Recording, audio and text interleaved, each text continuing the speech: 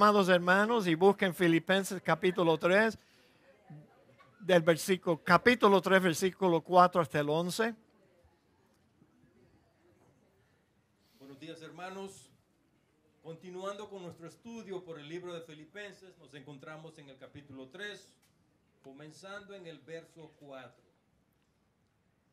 Aunque yo tengo también de qué confiar en la carne, si alguno piensa que tiene de qué confiar en la carne, yo más. Circuncidado al 8º día, del linaje de Israel, de la tribu de Benjamín, hebreo de hebreos, en cuanto a la ley, fariseo, en cuanto a celo, perseguidor de la iglesia, en cuanto a la justicia que es en la ley, irreprensible. Pero cuántas cosas eran para mi ganancia, las he estimado como pérdida por el amor de Cristo. Y ciertamente, aunque estimo todas las cosas como pérdida por la excelencia del conocimiento de Cristo Jesús, mi Señor, por amor del cual lo he perdido todo y lo tengo por basura para ganar a Cristo y ser hallado en Él, no teniendo mi propia justicia, que es por la ley, sino la que es por la fe de Cristo, la justicia que es de Dios por la fe, a fin de conocerle y el poder de su resurrección y la participación de sus padecimientos, llegando a ser semejante a Él en su muerte, si en alguna manera llegase a la resurrección de entre los muertos.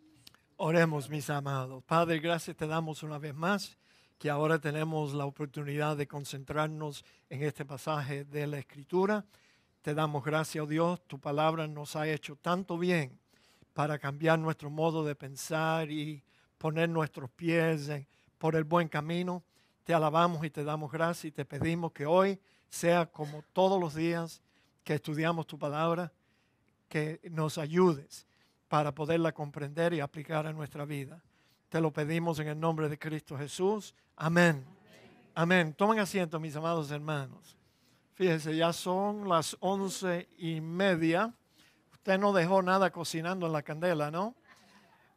Bueno, fíjense.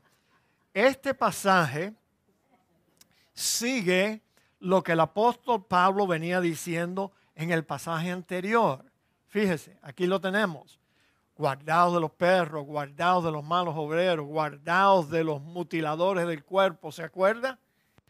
Porque nosotros somos la circuncisión, los que en espíritu servimos a Dios y nos gloriamos en Cristo Jesús, no teniendo confianza en la carne. Y entonces, por ahí empieza el pasaje, aunque yo tengo también de qué gloriarme, si fuera a confiar en la carne, dice Pablo. Pero mis amados, Pablo decía de nosotros, todos los que hemos puesto nuestra confianza en Cristo Jesús para alcanzar la salvación, nosotros somos, dice Pablo, la verdadera circuncisión. O sea, Pablo se refería a la circuncisión del corazón, no la que es hecha en la carne, en lo físico, por manos de hombre. Nosotros, todos los cristianos, judíos y gentiles, nosotros todos somos la circuncisión, la verdadera circuncisión. Pero también Pablo dice que nosotros, todos los miembros de la iglesia, acuérdense, judíos y gentiles por igual, nosotros somos los que adoramos y servimos a Dios en espíritu y todos nosotros nos gloriamos en Cristo Jesús. O sea, nos gloriamos de haber tenido la oportunidad de conocer a Cristo personalmente en nuestras vidas. O sea, mis amados, ¿está usted contento por el privilegio, no de vivir aquí en los Estados Unidos, ese es otro, pero está usted contento, feliz, se gloria usted en el privilegio de ser contados entre los que han sido salvados auténticamente por el mensaje del Evangelio de la gracia de Dios? Y hoy tenemos un conocimiento personal del Señor Jesucristo? Digan amén. Amén. ¿Qué bendición es esa? Por tanto, después de haber conocido a Cristo por la gracia de Dios, Pablo dice, bueno, de seguro que ahora no tenemos ninguna confianza en la carne. No. Ahora, cuando Pablo habla aquí de la carne, yo creo que tenemos que ayudar a los niños como Brianita y su primito y otros niños que todavía tienen sus mentes bien tiernas, porque yo a veces pienso que cuando los niños oyen hablar de la carne, ellos están pensando en el McDonald's hamburger, tú sabes. Eso es carne para ellos, pero no era eso lo que Pablo se estaba refiriendo, sino que cuando Pablo aquí habla de la carne, escuche bien, él se estaba refiriendo no tan solamente a lo físico, tampoco, sino que se estaba refiriendo a todo lo que habíamos logrado o alcanzado en esta vida cuando estábamos alejados de Cristo, sin conocimiento de Cristo. Eso es carne, todo lo que habíamos alcanzado. Déjenme explicárselo de otra forma. La carne significa todo lo que habíamos logrado por nosotros mismos, dependiendo de nuestra fuerza física, de nuestro intelecto, de nuestra moralidad y hasta de nuestra religiosidad. Todo eso es carne. Todo lo que pudimos alcanzar o lograr en nuestra vida antes de Cristo, eso es carne. La carne también es todo lo que alcanzamos como herencia de nuestros padres terrenales. La genealogía, por ejemplo, la crianza, la educación que nos dieron nuestros padres, los talentos naturales y todas las ventajas y privilegios que tuvimos en esta vida antes de ser salvos por la gracia de Dios. Todo eso es carne. Todo eso lo logramos nosotros sin ayuda de Dios, mis amados hermanos. Ahora, no podemos pensar que podemos vivir la vida cristiana en una forma normal y exitosa si la vivimos todavía confiando en lo que nosotros éramos antes de conocer a Cristo. Orgullosos de nuestros logros del pasado. Toda aquella cosa que logramos cuando estábamos sin Cristo. Esa no es la forma de alcanzar la salvación, ni tampoco es la forma correcta de vivir la vida cristiana. La vida cristiana normal y exitosa se tiene que vivir dependiendo en la energía y la motivación del Espíritu Santo de Dios que Él ha depositado dentro de nosotros. Y es por eso que nuestra alimentación espiritual es tan crucial. Te digo que es más crucial de lo que nosotros entendemos. Es tan importante, mis amados hermanos. ¿Tú sabes lo que nos pasa a nosotros? Ustedes han oído que hoy en día tienen carros que son hybrids, eléctricos, pero tienen un motor que quema gasolina. El problema con el cristiano es que cuando se nos acaba la energía eléctrica, la energía del espíritu, enseguida el carro sigue continuando. Seguimos adorando, seguimos cantando. Te desperté, qué bueno. Seguimos cantando, seguimos tocando el piano en la iglesia, seguimos, pero lo estamos haciendo ya en la carne, con la energía, con los talentos naturales que Dios nos ha dado, ¿no es cierto? No, I'm not picking on these two girls, ¿verdad? Ellas, nosotros las amamos y ellas nos ayudan a alabar al Señor todos los domingos y lo hacen muy bien, lo hacen bien. Pero bueno, mis amados hermanos, Pablo era un cristiano humilde y él estaba bien balanceado. Ahora, te podemos dar un tratamiento quiropráctico aquí si tú lo quieres. Mira, lo que mantenía al apóstol Pablo balanceado en su vida es que la vida de Pablo estaba en dos comportamientos. Yes. Yeah. Para Pablo era fácil, ¿ve? Este fue el día que le agradó a Dios revelar a su Hijo en mí. Todo lo anterior, carne. Y yo no tengo ninguna confianza en la carne. Y entonces, el otro lado de la vida de Pablo era todo lo que él hacía, conociendo a Cristo y estando en Cristo. Y yo creo que sería bueno que nosotros compartalicemos nuestra vida de esa forma. Todo lo que hicimos antes de ser salvo no cuenta. No cuenta para alcanzar la salvación. No cuenta para vivir la vida cristiana en una forma exitosa. Los cristianos que no crecen y fracasan son aquellos que se esfuerzan en mejorar la carne, como hacemos con un par de zapatos viejos, que le untamos un poco de betún y tratamos de ilustrarlo, tú sabes, la carne. No hagas eso, porque vas a fracasar, no vas a crecer en la vida cristiana. Dios no tiene ningún interés en que tú trates de mejorar la carne, lo que tú eras antes de conocer a Cristo. Es por eso que Pablo dice que no tenemos ninguna confianza en la carne, ninguna.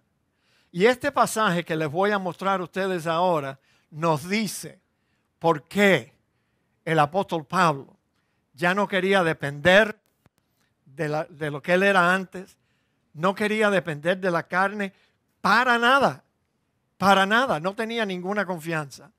Ahora, este es un pasaje, como todos los pasajes en la epístola de Pablo de los Romanos, que nosotros hemos estudiado en esta iglesia ya en 35 años, 2 veces. Pero debemos mencionar que tenemos que cuidar cuando estudiamos este pasaje para no cometer el error que muchos cristianos cometen de pensar que aquí Pablo está comparando a un cristiano espiritual con un cristiano carnal. No. Yo sé que hay cristianos carnales, sí, que tratan de vivir la vida cristiana en la energía de la carne. Sí, eso es cierto también.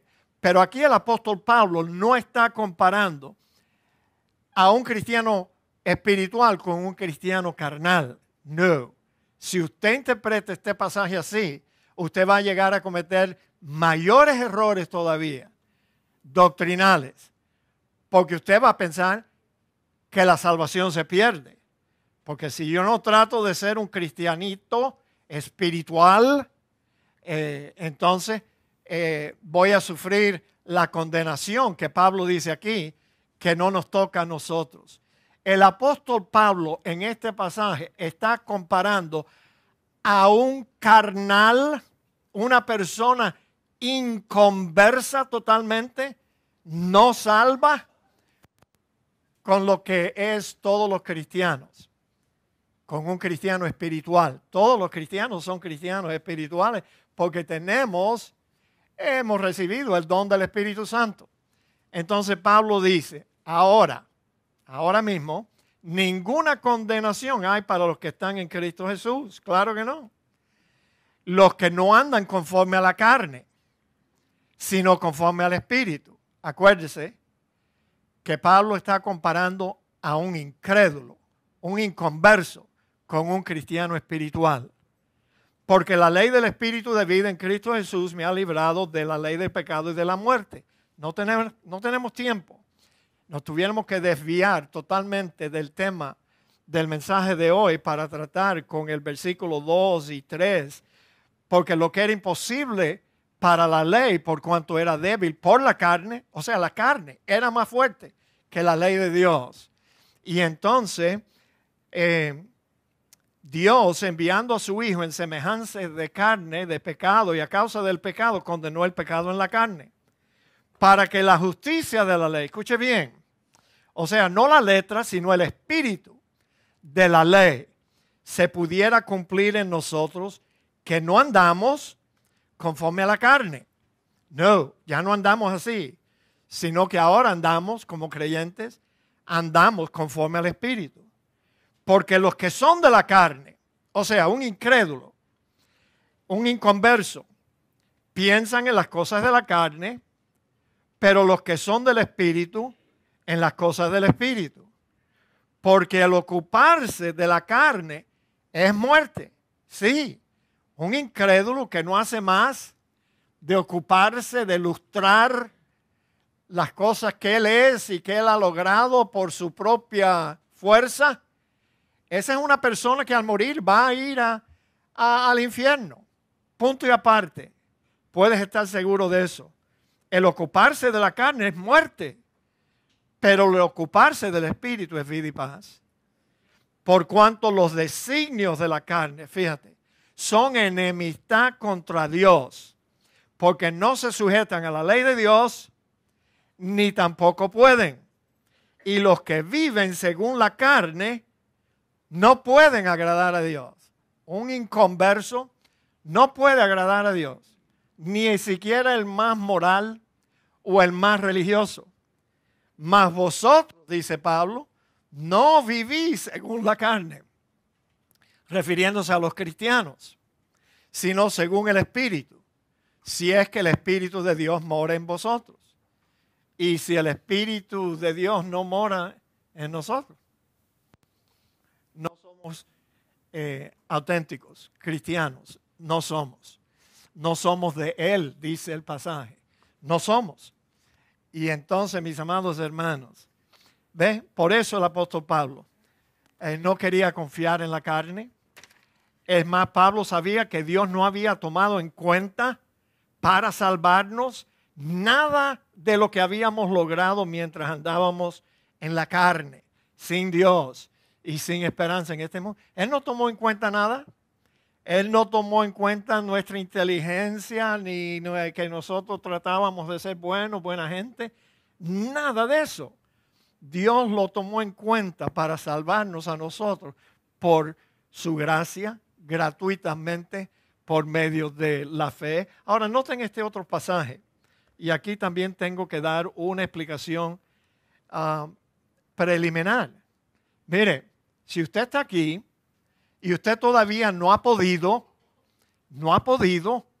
abrazar y aceptar la doctrina bíblica de elección soberana de Dios y predestinación de las personas que se salvan y llegan a ser cristianos, usted tiene una gran desventaja en este pasaje. Déjeme decirlo de otra forma. Si usted todavía piensa que usted fue salvo por el puro ejercicio de su libre albedrío, este pasaje va a chocar, va a resonar como un símbolo de eso que retiñe. No cuadra. No cuadra con la idea del libre albedrío. Porque fíjate lo que Pablo sabía. Pues mirad, hermano, vuestra vocación.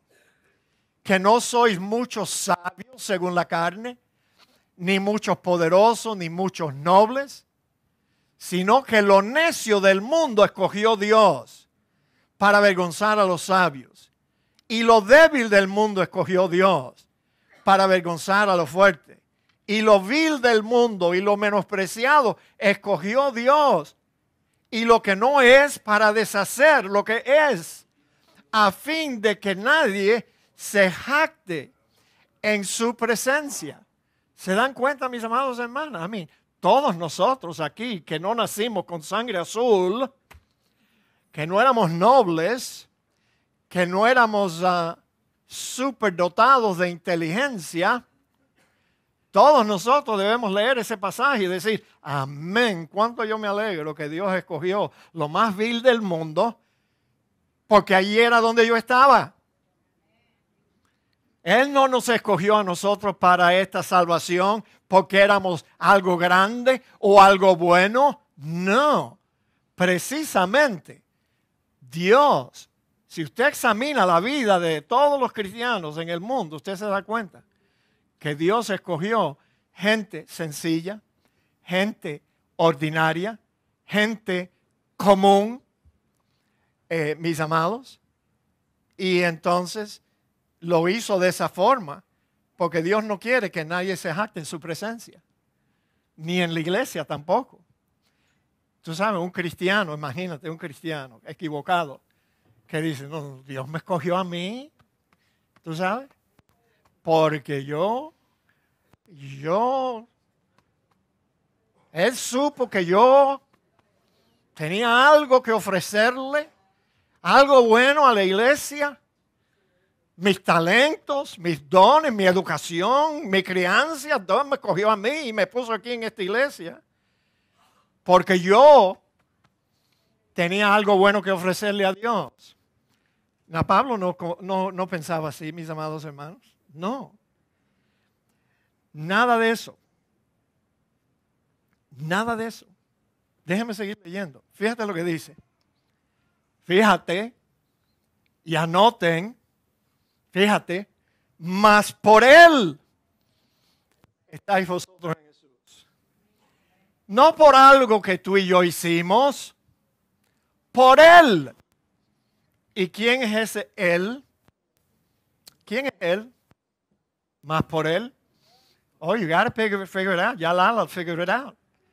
Dios es el Él. Dios el Padre fue el que nos escogió a nosotros y nos puso en Cristo. Por Él es que nosotros estamos en Cristo.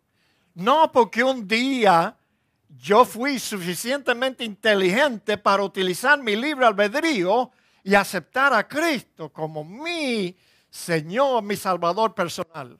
Por ahí andan muchos cristianos pensando así. No, por Él, por Dios estamos. Por algo que Él hizo, estamos hoy, tú y yo, en Cristo. Digan amén. Y démosle la gloria a Dios. Por Él estáis vosotros en Cristo Jesús, el cual nos ha sido hecho por Dios sabiduría, justificación, santificación, redención, para que como está escrito, el que se gloríese en el Señor y no en nada propio de nosotros. Ahora, déjeme decirle algo acerca del apóstol Pablo. Yo creo esto, probablemente el apóstol Pablo no pensaba así, pero yo creo que Pablo fue una excepción a esta regla de que Dios escogió los simples del mundo. No, Pablo. No. Ahora, Pablo fue un hombre extraordinario. Pero si él me hubiera hablando así, Pablo me mandara callar la boca y me dijera, mira, todo lo que yo soy, lo soy por la gracia de Dios.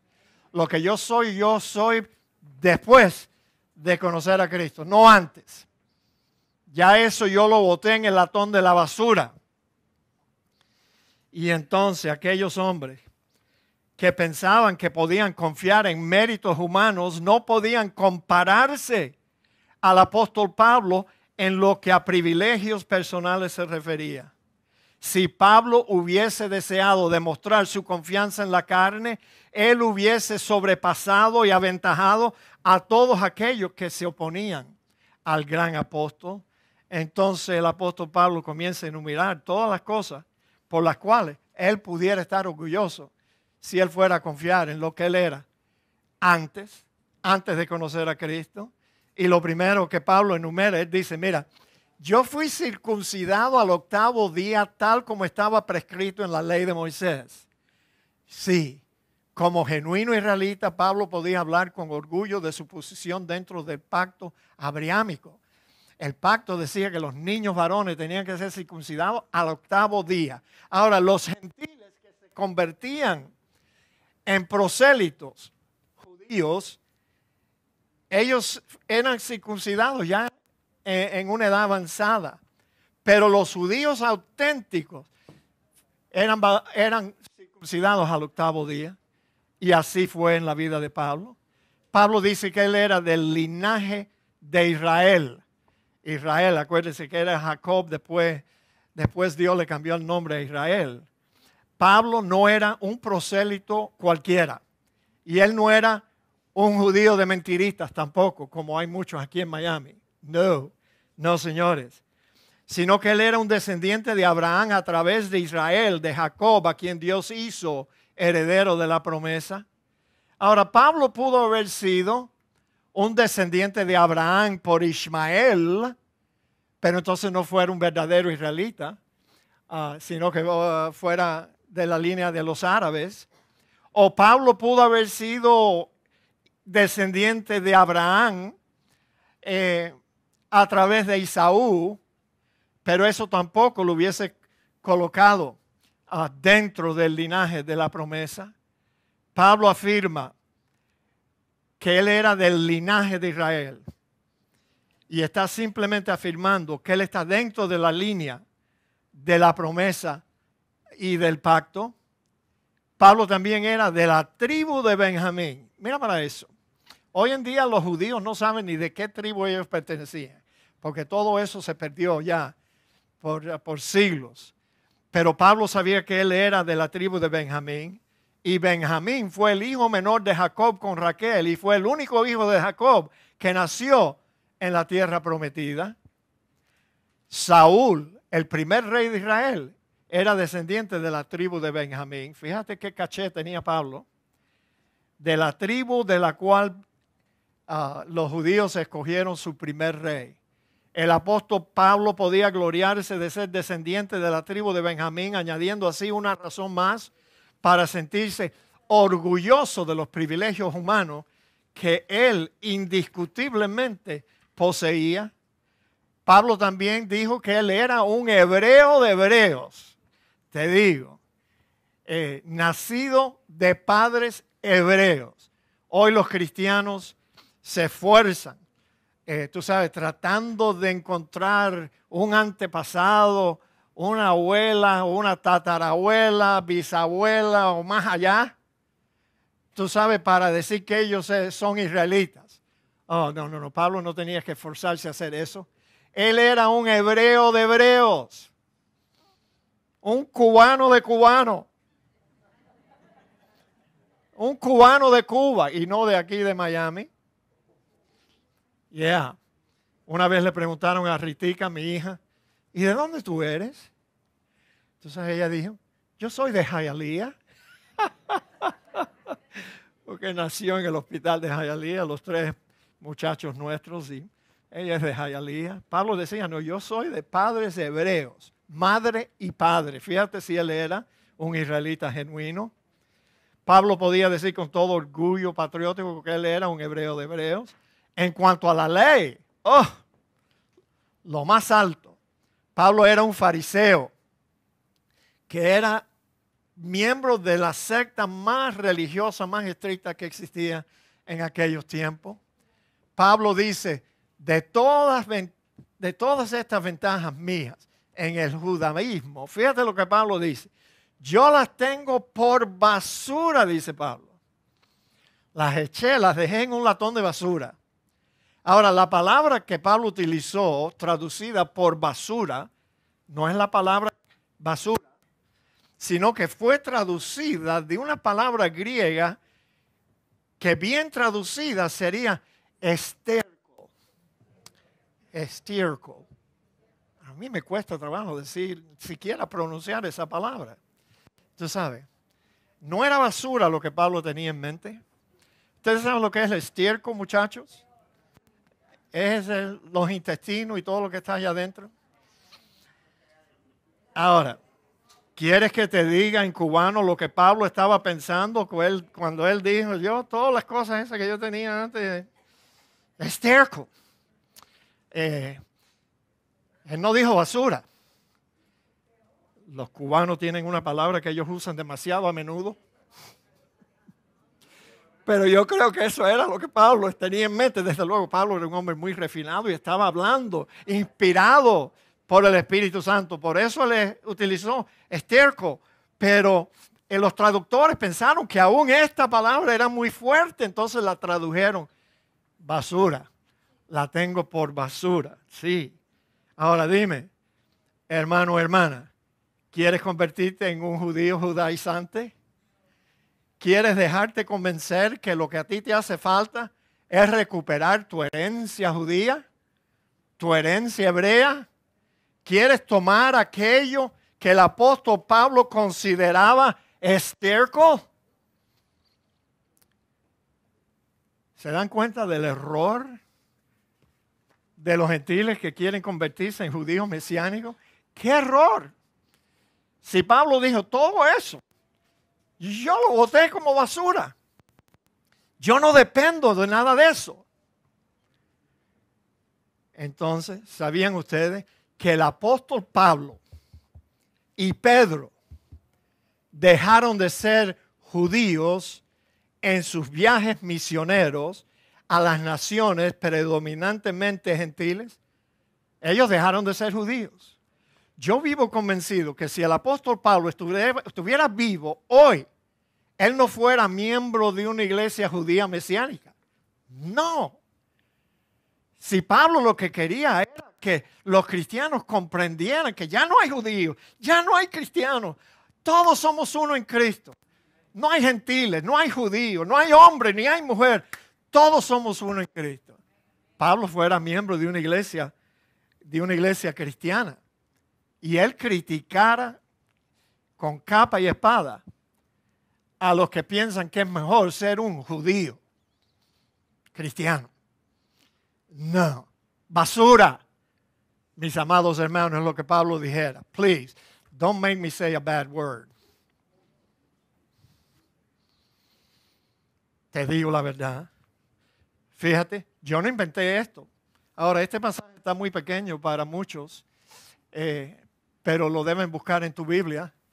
En Gálatas 2, del 11 al 21, aquí está el asunto de la simulación de Pedro. Fíjate. Pero cuando Pedro vino de Antioquía, le resistí cara a cara, porque era de condenar lo que Pedro estaba haciendo. Pues antes que viniesen algunos de parte de Jacobo, que mentira, Jacobo no los había enviado, comía con los gentiles. O sea, Pedro comía carne de puerco. Yeah, jamón, bacon. Yeah, estaba viviendo como un gentil y ya no estaba observando las leyes dietéticas ni ninguna de las leyes ceremoniales de Israel. Nada. Dejaron de practicar las leyes ceremoniales de Israel. Y entonces en su simulación, porque Pedro se retraía y se apartaba porque tenía miedo de los de la circuncisión. Y en su simulación participaban también los otros judíos, de tal manera que aún Bernabé fue también arrastrado por la hipocresía de ellos. Pero cuando vi que no andaban rectamente conforme a la verdad del Evangelio, yo le dije a Pedro delante de todo, uy, qué vergüenza, que Pedro lo señaló abiertamente. Y le dijo, si tú, siendo judío, vives como los gentiles y no como judíos, ¿por qué obligas a los gentiles a judaizar? ¿Ves? Porque si Pedro hubiera comenzado a comer comida kosher, porque llegaron esa gente de allí, por parte de Jacobo, que en el capítulo 15 de Hechos, tú puedes leer allí, que Jacobo no los había enviado. Ellos eran judaizantes, que querían obligar a los gentiles a judaizar. Y entonces en esa simulación, Pedro le estaba dando a entender a los gentiles cristianos que ellos también debían de convertirse en judíos y judaizar. Nosotros judíos de nacimiento y no pecadores entre los gentiles, pero sabemos que el hombre no es justificado por las obras de la ley, sino por la fe de Cristo. Nosotros también hemos creído en Jesucristo para ser justificados por la fe de Cristo y no por las obras de la ley. Por cuanto por las obras de la ley, escuche bien, nadie será justificado. Así que conviértete en un judío de esos mesiánicos y guarda el sábado y guarda las leyes dietéticas y guarda algunas otras leyes. ¿Y sabe qué? Eso no te va a hacer un mejor cristiano. Para nada. Tu postrer estado va a ser peor que el primero. Porque eso es un engaño. No lo hagas. Pablo decía, todo esto es basura. Ya la circuncisión no vale nada, ni la incircuncisión. Todos somos iguales en Cristo Jesús. Nadie va a ser justificado. Y si buscando ser justificados en Cristo, también nosotros somos hallados pecadores, ¿es por eso Cristo ministro del pecado? En ninguna manera.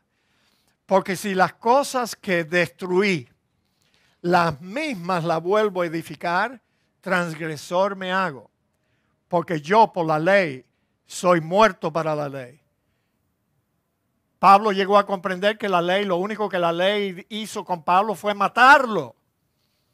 Porque él no era capaz de guardar la ley de Dios a fin de vivir para Dios. Con Cristo estoy juntamente crucificado. Ya no vivo yo, mas vive Cristo en mí. Lo que ahora vivo en la carne, lo vivo en la fe del Hijo de Dios, el cual me amó y se entregó a sí mismo por mí. Y Pablo añade, yo no desecho la gracia de Dios. La gracia de Dios fue lo que me salvó. Pues si por la ley fuese la justicia, la rectitud, entonces Cristo murió en vano. Por demás murió Cristo. Si tú y yo pudiéramos alcanzar the righteousness of God, guardando los mandamientos de Dios, entonces Cristo no tuvo que morir. Él se equivocó. Murió en vano. Murió por gusto, dice Pablo. Ahora, en cuanto a celo, Pablo era un perseguidor de la iglesia. Saulo de Tarso era tan celoso de su religión que arrestaba y maltrataba a los cristianos. Y él pensaba que le estaba haciendo un favor a Dios. Saulo de Tarso consintía en la muerte de Esteban, el diácono de la iglesia de Jerusalén, mientras que los otros muchachos le tiraban piedras para matar a Esteban.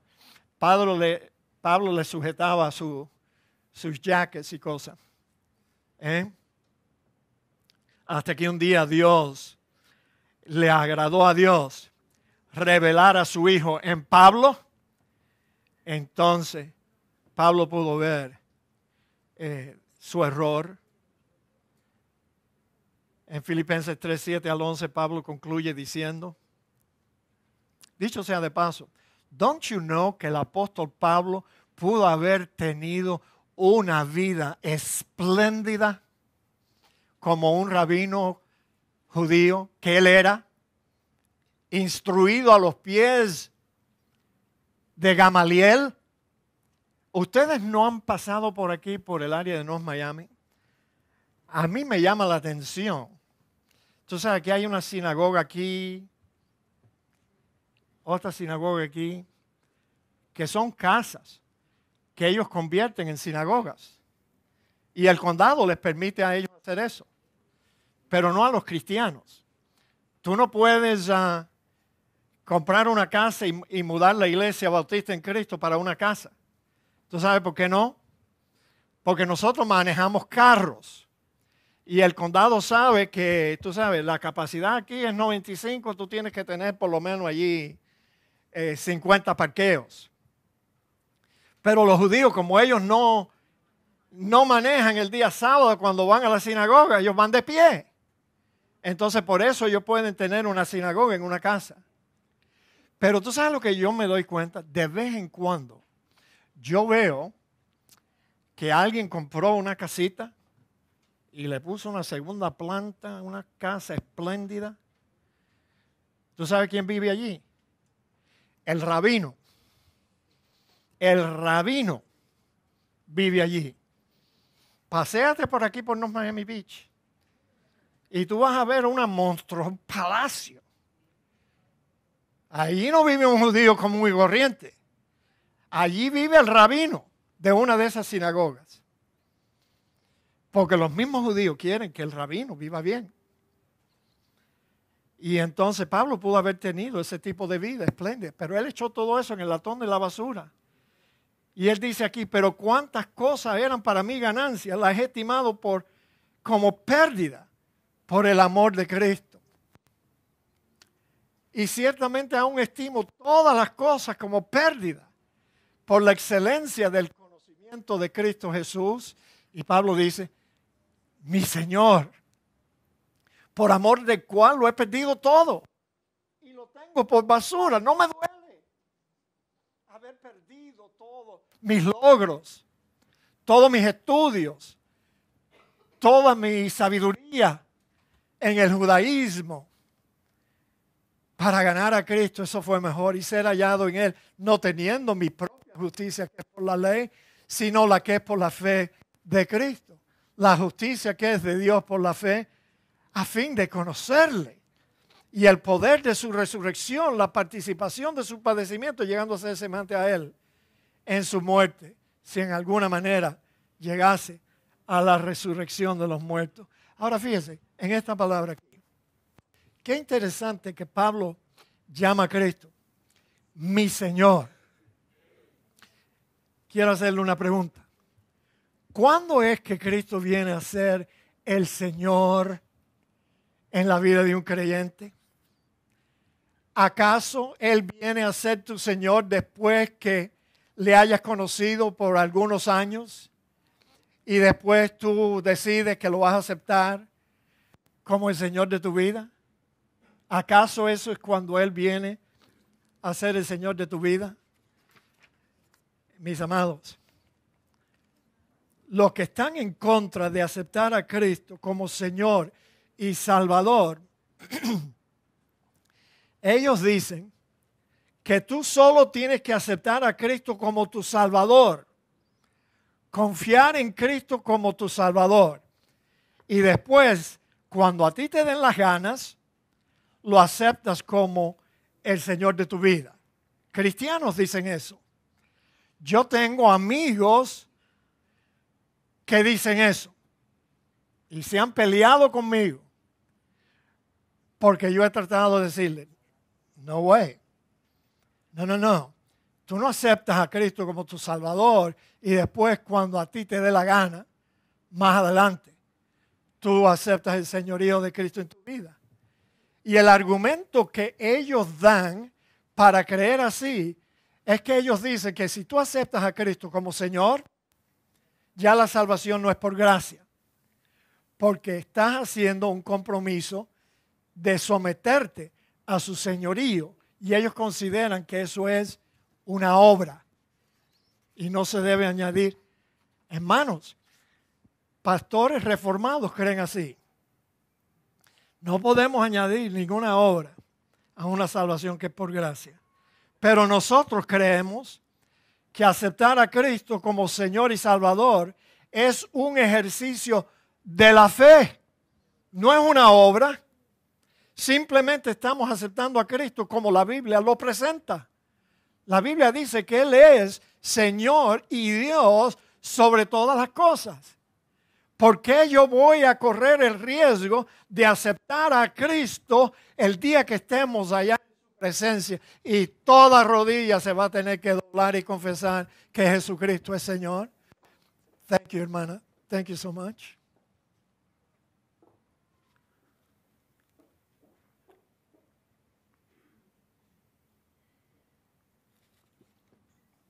Thank you. Se nota cuando estoy perdiendo la voz, ¿no es cierto? Anyway, a mí me quedan 2 o 3 afeitadas y después va a venir otro pastor más joven, con más energía y más fuerza y continuar con esta iglesia. Pero ¿sabe qué, mis amados hermanos?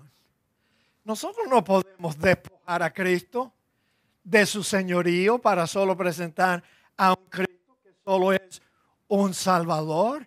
No te atrevas, yo no me atrevo, mis amados. Ahora, los evangélicos se están pareciendo más y más a los sacerdotes católicos, te digo. Sí, un sacerdote católico va a oficiar un funeral y él le echa un poco de agua bendita sobre la caja y él dice que eso es en memoria del bautismo del muerto. Y lo despachan para ir al cielo. Te digo que nosotros nos estamos pareciendo más y más como los sacerdotes católicos. Estamos haciendo prácticamente lo mismo. Ya. Acepta a Cristo como tu Salvador personal. Y después te bautizamos. Y ya, hemos logrado un cristiano. Mira, nosotros creemos que esta es la razón por la cual muchos que aceptan a Cristo como Salvador se quedan sin ningún cambio visible en su vida. Nada cambia. Porque ellos aceptaron a Cristo como Salvador. Qué fácil es eso. El pastor Bautista predica un sermón evangelístico desde el púlpito y le dice a la gente, acepten a Cristo. Si no quieres ir al infierno, acepta a Cristo como tu Salvador. Y ahí van las manos. Oye, yo lo acepto. Ya, yo no quiero ir al infierno. Yo quiero que Cristo sea mi Salvador.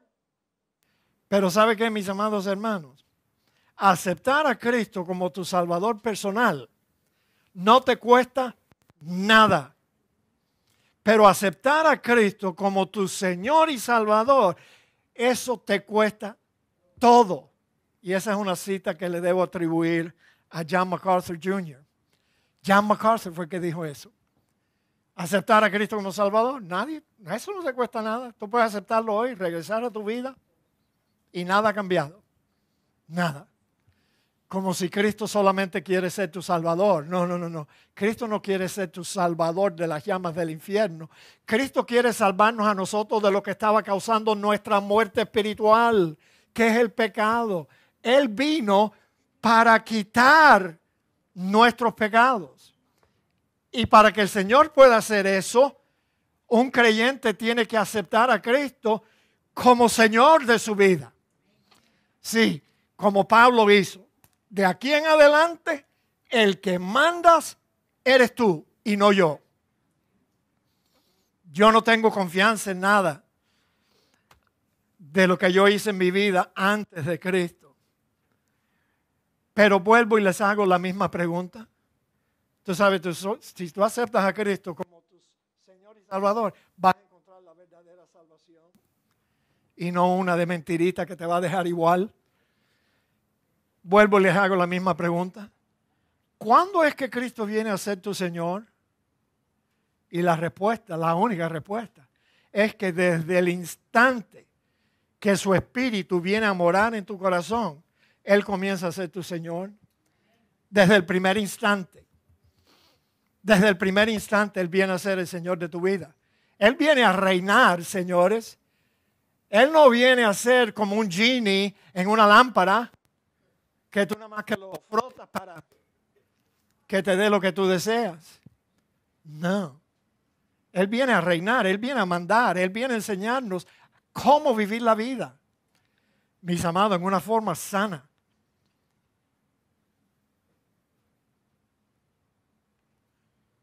Ahora, si tú no estás dispuesto a aceptar a Cristo como tu Señor y Salvador, yo me atrevo a decirte que el Señor Jesucristo no está interesado en ti. He's not interested in you. No. Él no está solo interesado en salvar a las almas del fuego del infierno. Él quiere venir y cambiar tu vida. Él quiere venir y quitarnos nuestros pecados. Así que Él no está interesado que la gente lo acepte como Salvador, y nosotros no debemos de predicar así.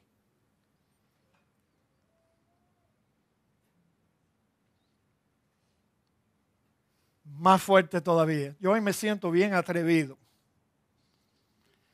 Si tú no estás dispuesto a aceptar a Cristo como tu Señor y Salvador, vete a escuchar una misa el próximo domingo. Porque eso es lo que ellos creen. Hasta el día de hoy, así ellos ven a Cristo. Un Salvador muerto en una cruz. Pero no se dan cuenta que ese Jesús fue quitado a la cruz, fue enterrado, al tercer día resucitó y luego ascendió al cielo. Y cuando llegó allá arriba, señores, Él fue exaltado hasta lo sumo. Recibió un nombre sobre todo nombre, para que un día toda rodilla se doble, de todos los que están en el cielo, debajo del cielo, debajo de la tierra, y todo el mundo confiese que Jesucristo es Señor para gloria de Dios el Padre. No, mis amados hermanos. Yo creo que hay muchos bautistas católicos que tienen la misma pensamiento. Cristo es un Salvador. No. A mí nunca nadie me habló del señorío de Cristo cuando yo fui católico. Y fui católico 23 años. Bueno, ya está bueno ya. Mira para eso, la hora que es. La próxima semana nos empatamos aquí y continuamos. Oremos, hermano. Padre, gracias te damos por lo que hemos oído, lo que hemos visto. Te damos gracias, Señor, que un día tú nos sacaste de nuestra ignorancia. Te alabamos a ti porque reconocemos que por Él, por ti, oh Dios, estamos hoy nosotros en Cristo Jesús. Reconocemos que tú nos escogiste a nosotros para esta salvación, no porque éramos buenos, porque éramos sabios, porque éramos nobles, sino que tú escogiste las cosas más simples, los seres humanos más simples, para que nadie se jacte en tu presencia. Te damos gracias, oh Dios, por tu elección y por esta vida cristiana. En el nombre de Cristo Jesús oramos. Amén.